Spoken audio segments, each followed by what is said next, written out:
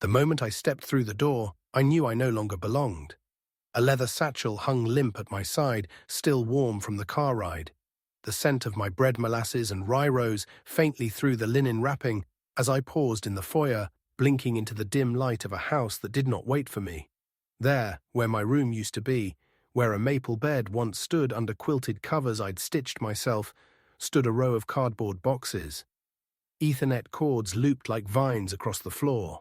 A glowing monitor cast a pale blue halo on a wall where my grandson's crayon drawings had once been tacked. It looked like a showroom for someone else's life. My son didn't even look up from his phone. "Hey, Dad," he muttered, swiping with his thumb. "Hope you don't mind. We turned the guest room into an office. You can crash on the couch, though, super comfy." A pause, long enough for a heartbeat to fold in on itself. "Oh," I said. "Of course." My hands tightened around the bread, careful not to crush the crust. I walked it into the kitchen white counters, newer appliances, not a single magnet on the fridge, and placed it beside a jar of imported almond butter. Next to that, I set the box of toys I'd carved. Animals, mostly. Simple things, quiet things. No one noticed. Dinner was takeout. Ty, I think. I offered to help with the baby, my first grandchild, but his wife Brooke waved me off with a smile that didn't reach her eyes. "He's already asleep," she said, placing a bottle back in the sterilizer. "We've got it."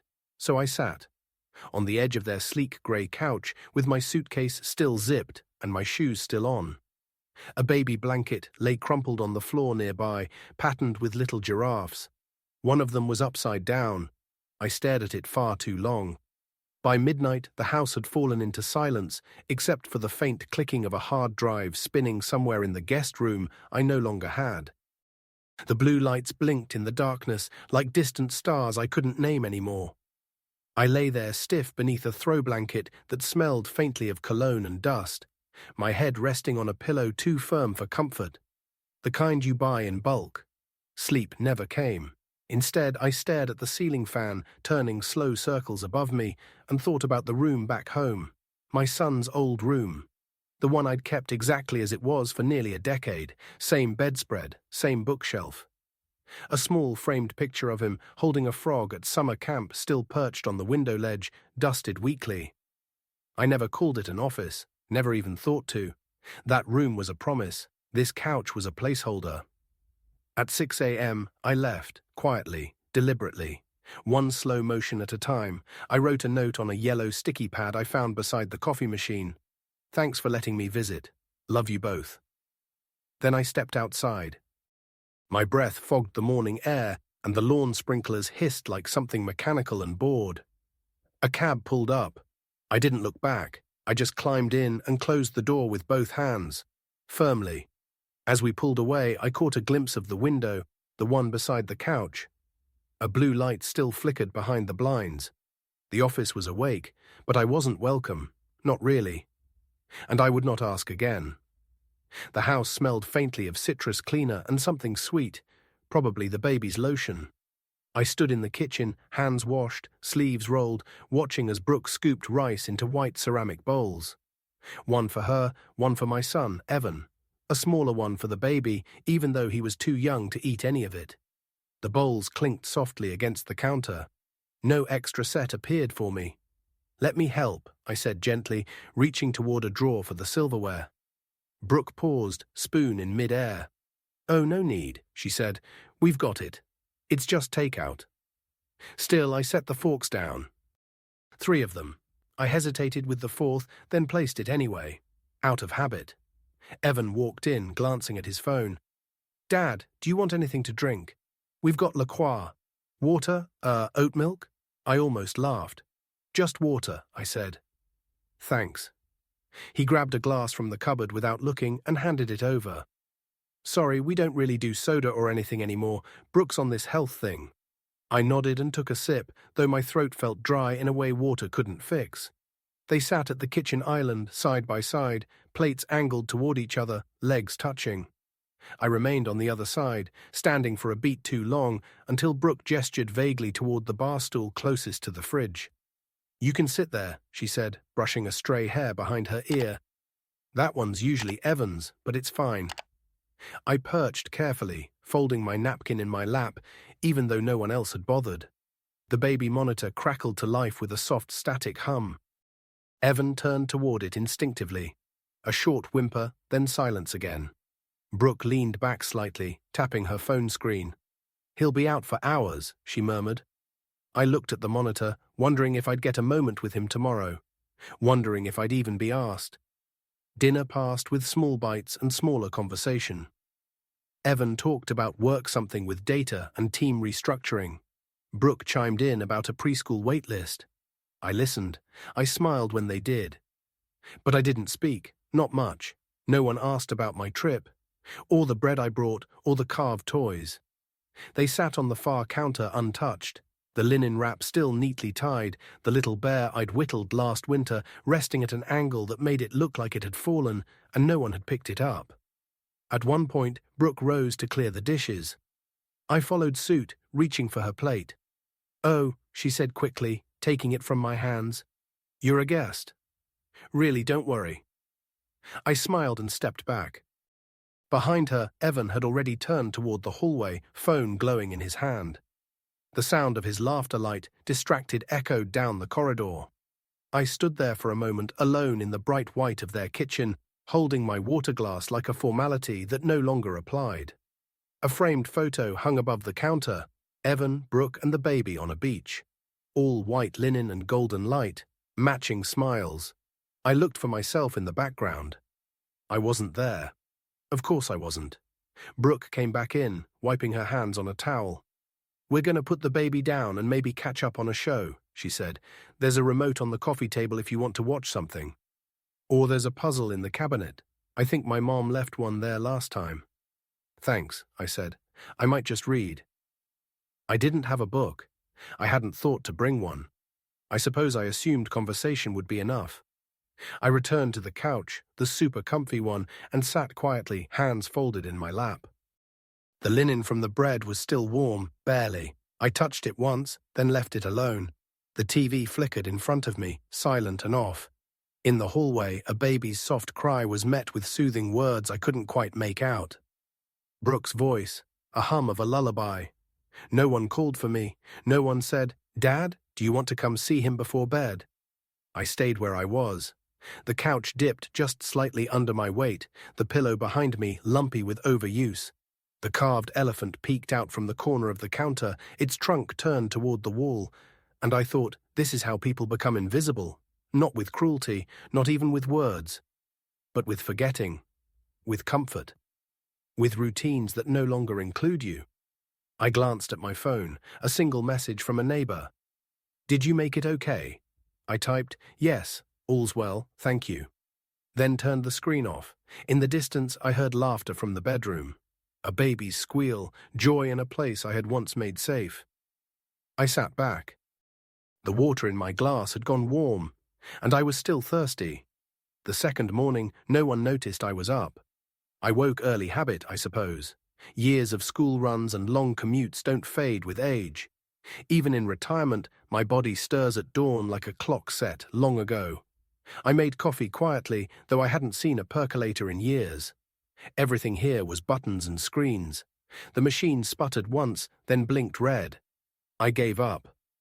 There was a box of granola bars on the counter, half open, next to a tub of collagen powder and a glass jar of spirulina. No eggs. No bread. The linen-wrapped loaf I'd brought sat untouched on the far counter, slightly deflated now, its crust softening by the hour. I didn't eat. Instead, I wandered toward the carved toys still where I'd left them in the corner, beside a basket of folded laundry no one had claimed. The little wooden bear lay on its side, its back leg turned awkwardly.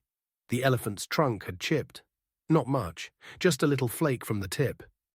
But I noticed. I righted them both, adjusted the others so they stood as a gentle herd, the way I used to set Evans up when he was small. "Safari time," he used to say. All the animals had names then.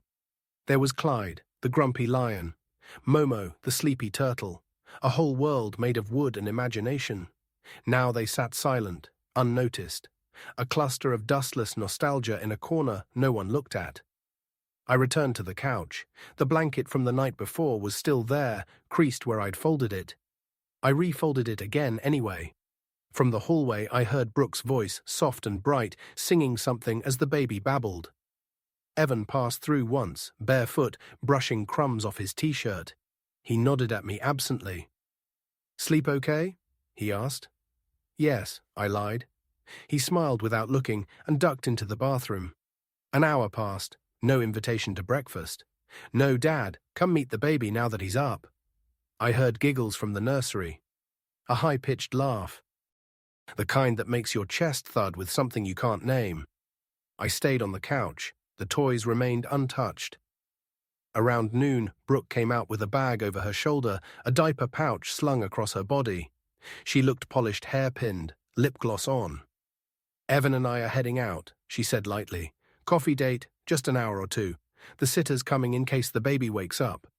I blinked. "A sitter?" "Oh." She hesitated, just a beat too long. "It's just easier. You're on vacation, right? We didn't want to put anything on you." I nodded slowly. "Of course." But the knot in my throat was already forming. A knock at the door. A young woman stepped in. Early 20s, high ponytail, phone already in hand. "Hi, I'm Cassie." She waved without waiting for a reply and went straight to the nursery. Brooke kissed the baby's head. Evan grabbed his sunglasses. "We'll be back soon, Dad," he said. Then they were gone. The door clicked shut. I sat back down. From the hallway, Cassie cooed, "Who's a sleepy boy? Yes, you are. Yes, you are." I didn't get up, didn't move. The house was bright with winter sun, but it felt like dusk. I stared at the same corner, the same toys, the bear, the elephant, the turtle. Still there, still waiting. I used to make those with a pocket knife and patience. Each one with rounded edges, sanded smooth by hand, not because I thought they'd last forever, but because they deserved care. Now they sat like strangers, foreign, irrelevant. At some point I rose and walked the length of the kitchen again. I opened the fridge, closed it. Opened it again, though nothing had changed. The bread was still on the counter. I almost threw it away, but I didn't. That evening we had pasta. Brooke stirred the sauce while humming to herself, and Evan set the table for two. I watched from the living room, waiting for a third plate. It never came. "Oh," Brooke said, glancing over. "Did you want some?" No, I replied. "I'll fix myself something later." She smiled like that solved everything. The baby was in his high chair, gumming a soft spoon. I stood near him, trying to catch his gaze. For a moment I did. His eyes were blue, just like Evan's used to be. "Look who's watching Grandpa," I said softly. But Brooke was already pulling him away, wiping his mouth with a cloth shaped like a giraffe. "All done, little man," she sang. Later, as I rinsed my glass at the sink, I glanced again toward the toys. Someone had moved them. Not far. But enough. The bear was now facing the wall. I turned him back. Then I sat on the couch again, my hand still damp from the water. The blanket lay folded beside me. The room was quiet. And for the first time, I felt something deeper than exclusion. I felt erased, not out of malice, just gently, unintentionally. The way an old photo fades on a windowsill, not because anyone meant for it to disappear, but because no one thought to move it. And still, the toys stood. Little sentinels of a time no one remembered but me. The elephant had a crack in its base. Not big, just a hairline split where the grain had always run too narrow. I'd known it would splinter eventually, but Evan had begged for an elephant that week. "Make him tall," he said, climbing into my lap, sticky hands wrapped around a slice of pear. "With big ears, bigger than me." He was 6, maybe 7, that golden age when time still bent to the whim of a wooden creature and a child's imagination. I remember the scent of pine in my garage that summer, doors rolled up to let the heat escape. I'd carved each curve by hand while cicadas buzzed in the trees and Evan crouched on the concrete nearby, barefoot and watching. He always watched. It was a kind of ritual me with my tools, him with his popsicle stick forts and half-eaten apple slices. He asked questions sometimes. Other times, he just hummed while the shavings curled to the floor like ribbons. That day, he brought a shoebox filled with toy animals and set them on the workbench beside mine. "This is their daddy," he said, holding up a crooked lion I'd made years before. "But he needs a friend. A big friend. An elephant." "Why big?" I asked. "So he can carry them," Evan said, matter of fact, "when they're tired." I remember smiling. My hands never stopped moving, but I smiled. That small, quiet kind of smile that settles into your bones. We painted it together, sloppy strokes of grey and blue, flecks of colour drying on our fingers. Evan insisted on a tiny red dot on the ear, so he can hear secret missions. That elephant sat on his shelf for years, right next to the bear with the crooked paw and the lion that leaned to one side. A clumsy kingdom of hand-carved beasts and boyhood secrets. I never thought to keep them for myself. They were his, after all. He named the elephant Gus, for no reason other than, it sounds brave. Now Gus sat in the corner of a sleek suburban living room, ignored, chipped, turned to the wall like an afterthought. His red dot faded, his purpose forgotten. The contrast felt sharp, like stepping barefoot from warm grass onto tile. That summer in the garage, Evan had offered me half his orange popsicle. "I already licked this side," he'd said, holding it out with both hands, "but you can have the bottom part." I took it anyway, let it drip onto my wrist while he chattered about what the animals would do once their elephant arrived. "They'll have adventures," he said, "and they'll always come home." Always. That word had stuck. Because back then, I believed it too. Back then, I had a room in his world. Not just a bed or a place to sleep, but a place. A role. The builder. The listener. The man who could make a jungle from scrap wood and glue. And now? Now I stood in the same silence, watching Gus face the wall.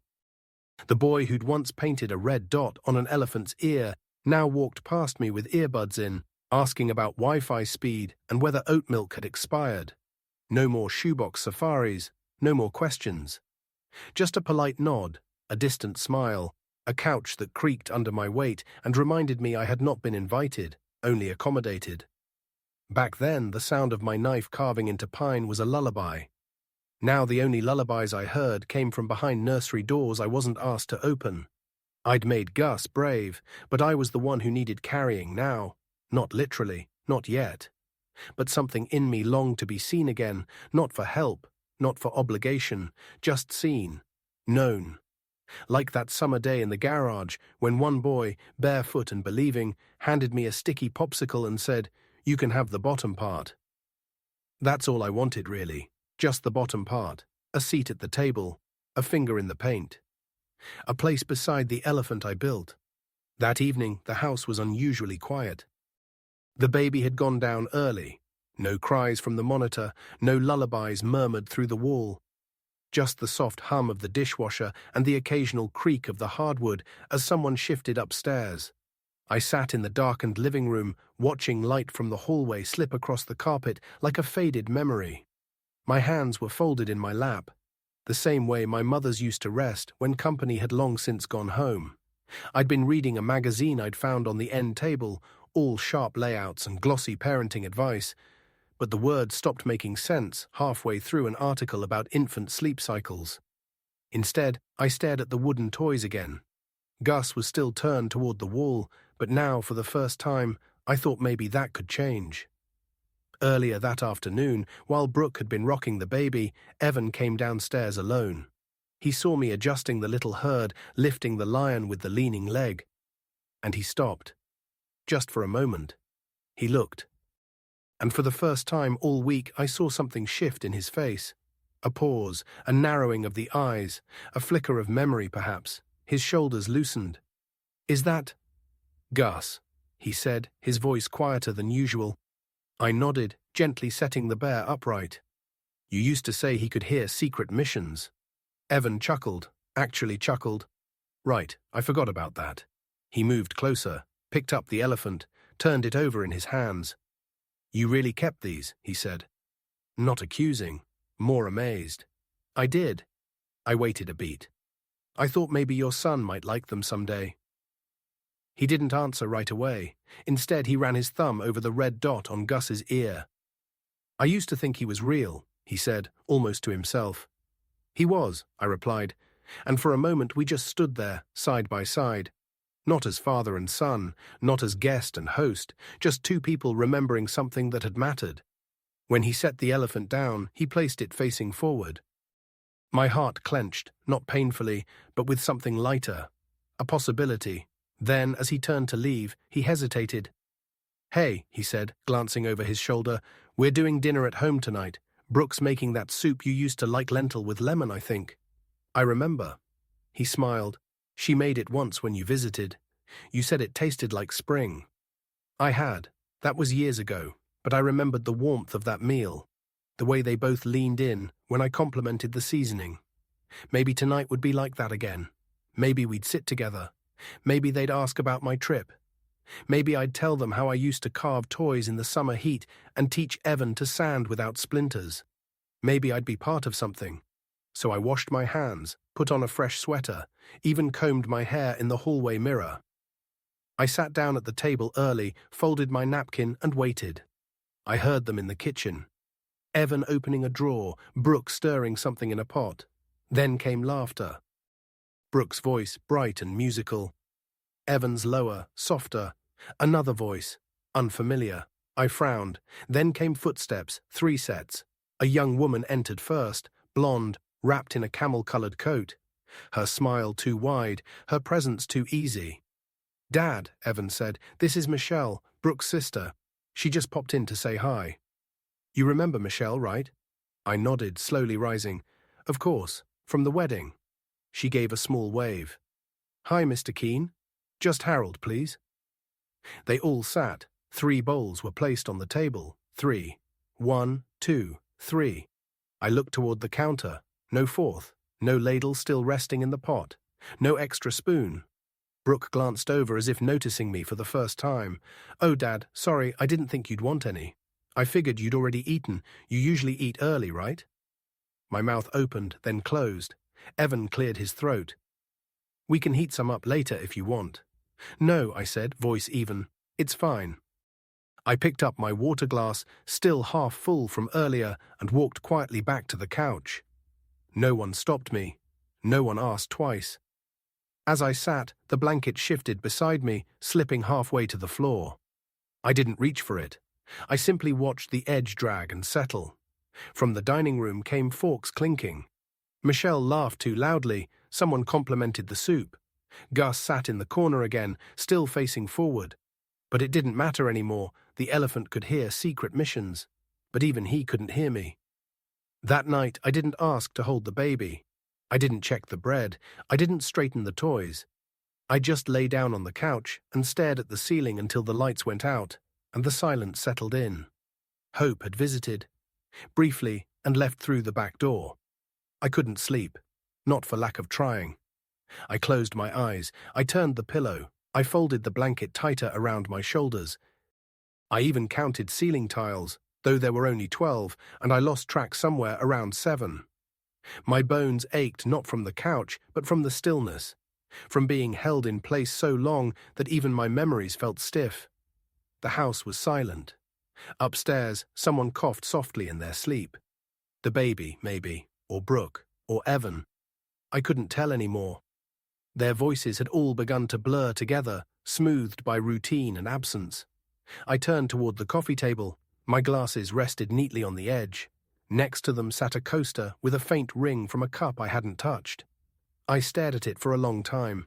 That small circle, that mark, the only visible proof I'd ever been there. I rose carefully, not bothering to fold the blanket this time. Let it lie like a shed skin. Let it wrinkle and wait. The kitchen was cool in the early hours, the refrigerator humming softly like a tired metronome. I walked to the bread. The linen had sagged, the shape slightly sunken. Still no one had touched it. My fingers brushed over the cloth, then pulled back. It was too late for sharing, too late for offering. I opened the drawer by the fridge, searching for paper. A pad of yellow sticky notes rested under a stack of coupons and a broken pen. I peeled one from the top. The paper curled slightly at the corner, like it had already decided not to be read. Still, I wrote, "Thanks for letting me visit. Love you both." Short, gentle, expected. I stuck it to the fridge, above a magnet that read, "Home is where the heart is." The irony wasn't lost on me. I stepped into the hallway and picked up my bag. I hadn't unpacked much. A few shirts, a toothbrush. The photos I'd meant to show them, one of Evan at age 9 with a kite he'd made crooked. One of his mother brushing flour from his nose. They remained tucked inside the side pocket. No one had asked to see them. The front door creaked louder than I remembered. I winced, waited, but no footsteps stirred upstairs. No voices called after me. The porch light was still on. The morning air bit gently at my cheeks, cool and indifferent. A crow called from a distant wire, the kind of sound that stretches and yawns into the empty spaces of early dawn. I sat on the porch step and pulled out my phone, called a cab. The driver would arrive in 12 minutes. Enough time to breathe, to think, to stop pretending. I turned back once and looked at the window. No movement, just the soft blue glow of the baby monitor. Gus the elephant sat behind the glass, a tiny shadow now. Facing forward, brave, forgotten. That was the symbol, I think. The elephant no one noticed, still standing, still loyal, still turned the right way, just in case someone remembered how it once mattered. I stood slowly. My knees groaned. My heart didn't. That part had gone quiet. When the cab pulled up, the headlights caught the yellow note on the fridge, faintly visible through the kitchen window. It glowed for a moment, then faded back into shadow. I climbed into the back seat. The driver didn't ask questions, just tapped the GPS and pulled away from the curb. And as the house shrank behind me, this house I once imagined would hold future Christmas mornings, laughter, visits, rocking chairs, I realized something cold and clear. They hadn't pushed me out, they just stopped making room. The cab dropped me off at the foot of my driveway. The porch light flicked on automatically, the way it always did, sensing my presence with more consistency than most people. The key turned easily in the lock. And just like that, I was home. I placed my bag by the door, not unpacking, not even taking off my shoes. The house smelled faintly of cedar and old books. My books, my corners, my shelves lined with the things no one borrowed or rearranged. The air here was still, but not empty.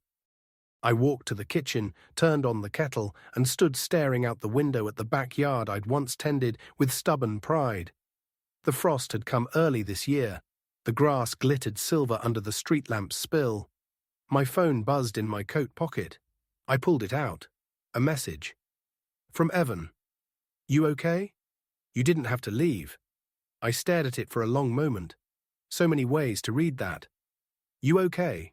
Not we're sorry. Not why did you leave? Not even we miss you. Just, you didn't have to leave, didn't I? My fingers hovered over the screen, and I typed, I know. Then I set the phone down, face up on the counter. The kettle whistled. I made tea without sugar, the way I preferred it before I began sweetening everything to accommodate someone else's tastes. I carried the cup into the spare room. His old room.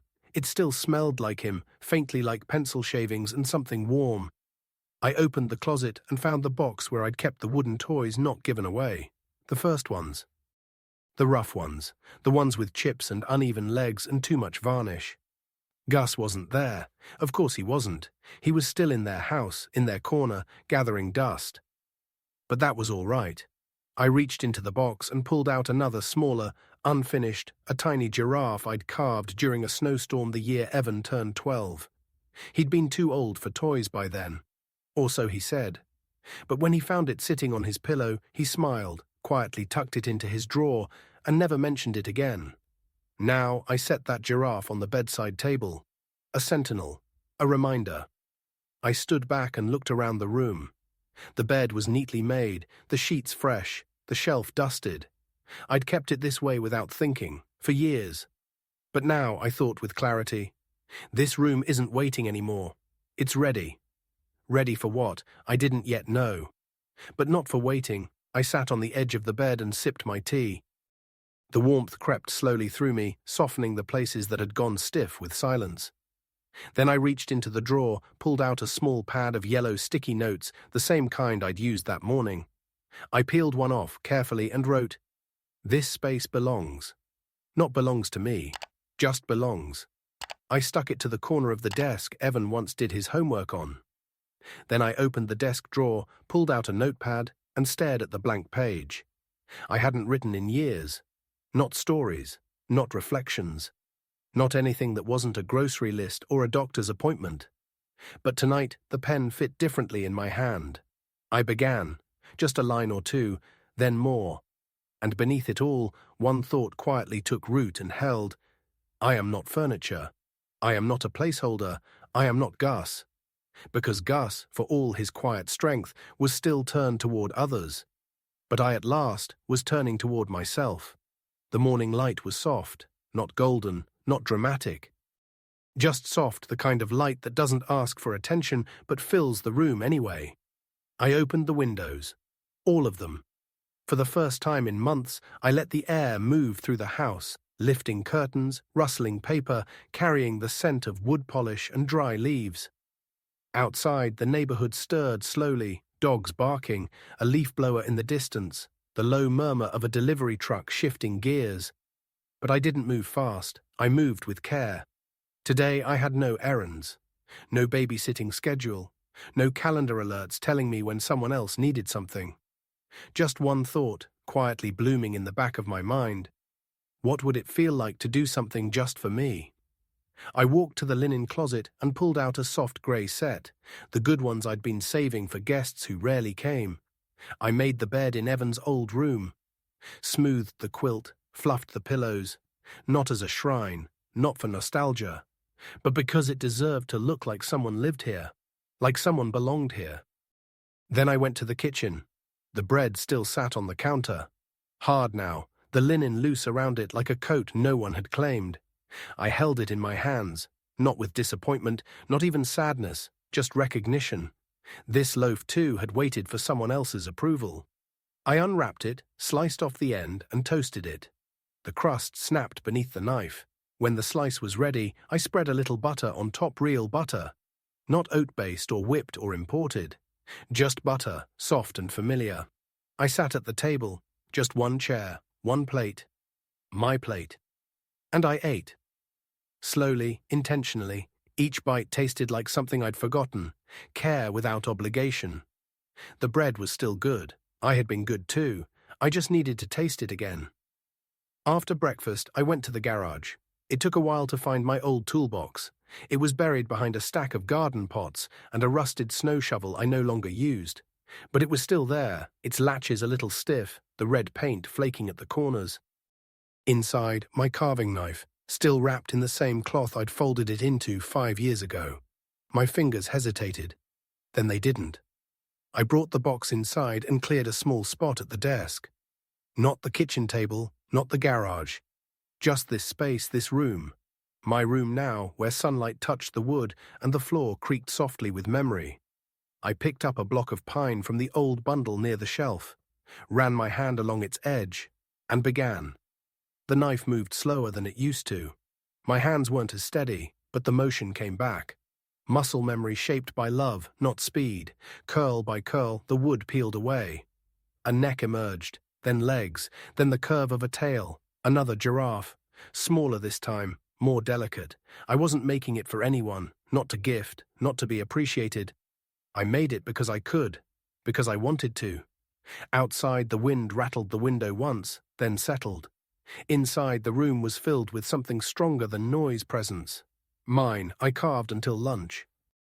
Then I stood, stretched, placed the new giraffe beside the old one on the shelf. 2 sentinels, a beginning and a continuation. When I stepped back and looked at them, I didn't think about who might see them or what they might say. I simply thought, this is what I made. This is where I am. And I'm not waiting anymore. No door slammed. No voice was raised, no grand announcement was made. But something had shifted.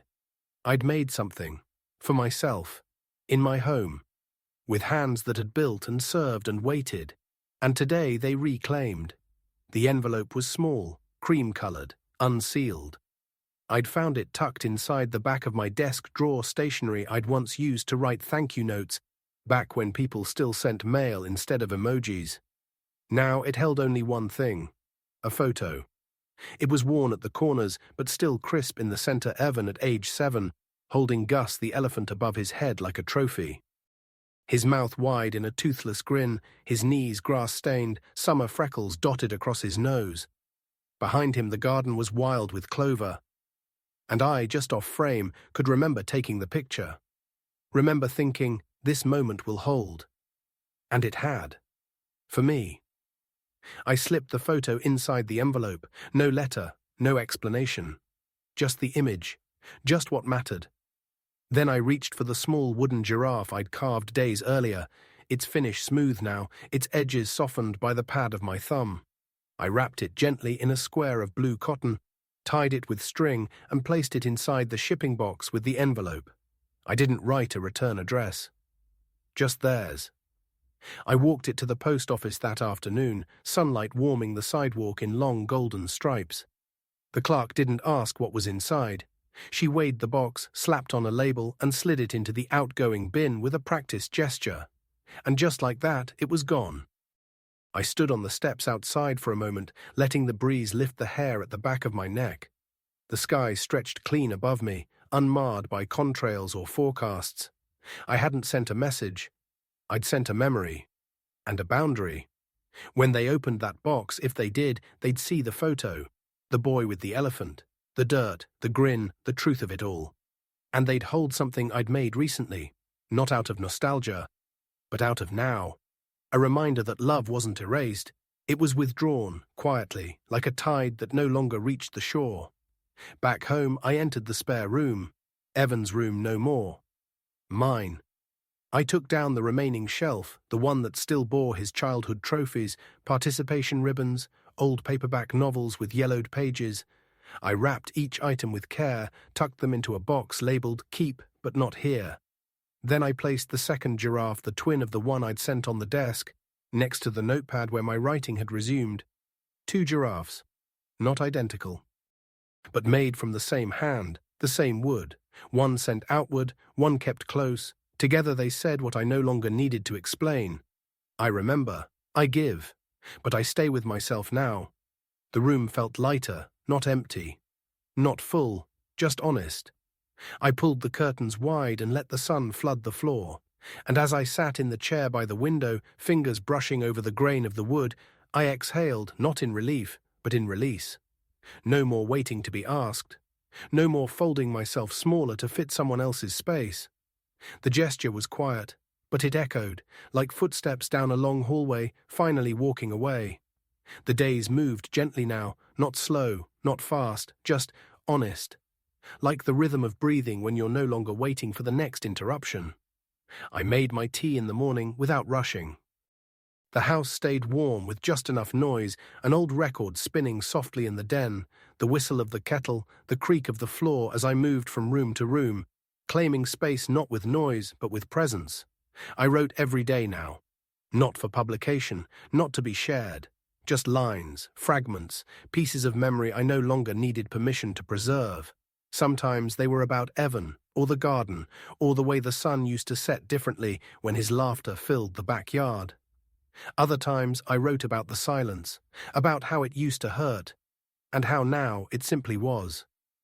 On one of those quiet afternoons, I passed the hallway mirror and caught my reflection, not by surprise, but with attention. For the first time in a long while, I didn't look like someone visiting her own life. I looked like someone living it.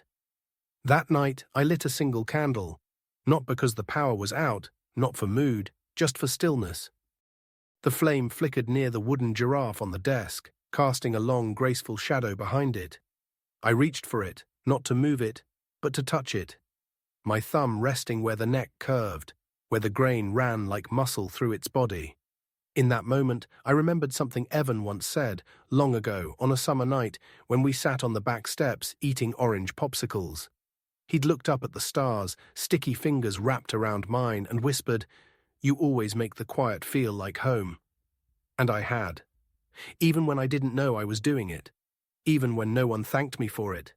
I had given them warmth, steadiness, space. But now I had given it to myself. That was the difference. That was the triumph. Not in being remembered, but in remembering myself. The mail arrived the next morning. Among the usual flyers and bills was a single envelope addressed in Evan's handwriting. No return address, no stamp. Probably hand-delivered. I didn't open it. Not yet. I set it aside. Not out of anger, but because I was no longer waiting to be seen. That letter, whatever it held, could arrive on my terms. I returned to the desk, to the giraffe, to the story forming beneath my pen. Outside, a breeze stirred the branches. Sunlight flickered across the wall. The room was no longer a waiting room. It was a sanctuary, a studio, a space made not to accommodate, but to contain. Me. And as I wrote the next line, I smiled, not with victory, but with recognition. Because I knew now, sometimes comfort isn't where you sleep. It's where you're remembered. And sometimes, most times, that remembering must begin with you.